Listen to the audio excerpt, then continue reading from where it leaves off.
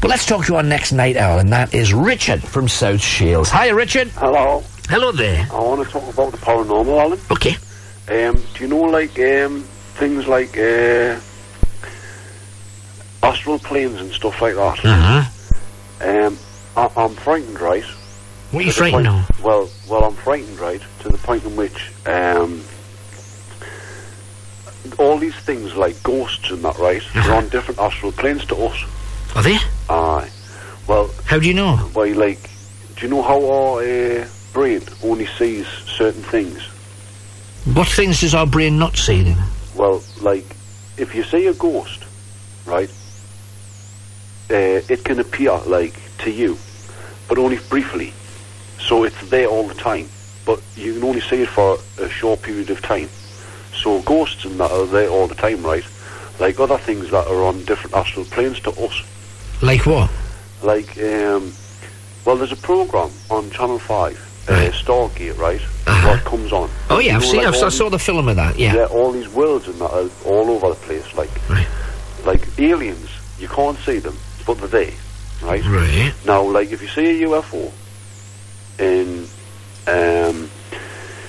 you see it starts to frighten me to the point in which I can't, like, think really properly. Right. When something like that's there. But if it's there all the time, that means all the time, then? No, but, like, the thing that frightens me is that if you can get aliens that beam people up to their craft and examine them and stuff like that. Yeah.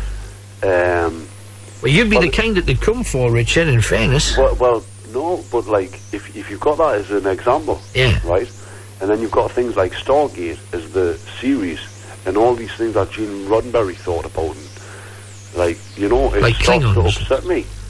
Why? Because... What difference does it make into your life, then, Richard? Because when I like, try to explain everything to myself. Right. When you've got something that you can't explain, it's like, it hurts you, the way in which you think.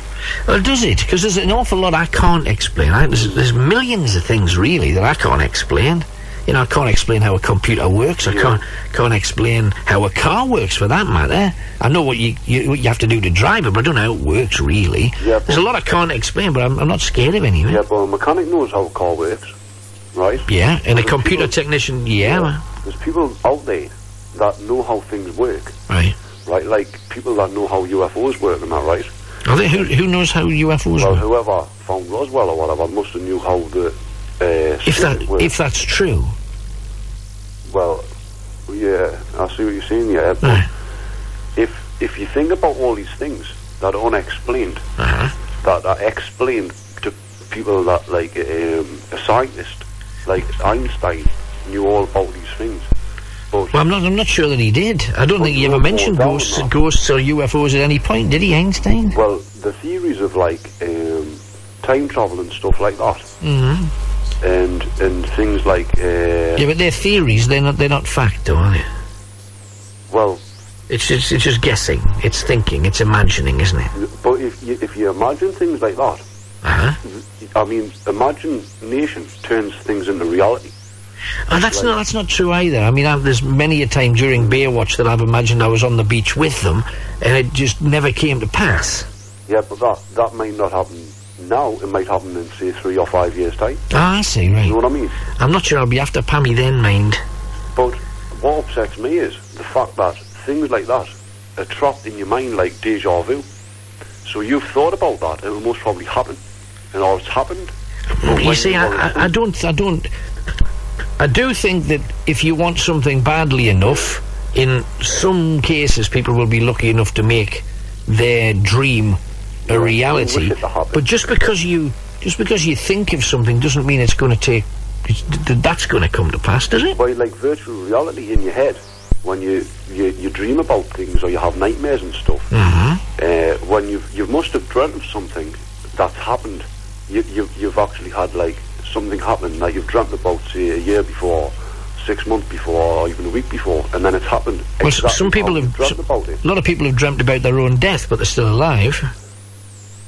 Yeah, because obviously, like, when you've got deja vu, and your blood and your brain is all spinning around, like things that stop time, and then you get put back because something disastrous happens in the future, someone like God or somebody actually can do that, you know what I mean?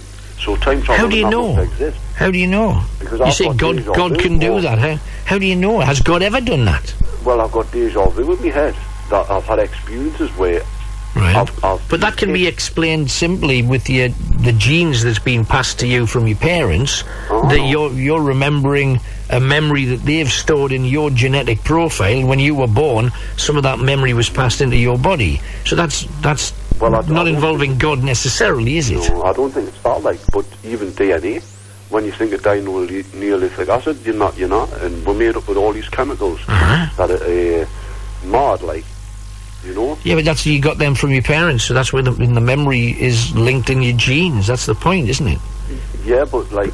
So why would you prefer to make it, well, God's controlling your head like somebody would control a Scale Electric car, when God'd be really busy if he's doing everybody's head simultaneously, wouldn't he? But it frightens me, like...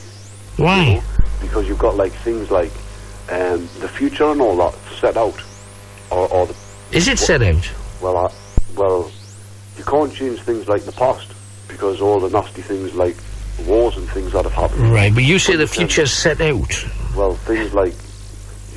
What really does me head in, like, do you know Nostradamus? He predicted all those things in the book. And when you pick it up, and you pick the book up, and you realise that what Nostradamus wrote has happened.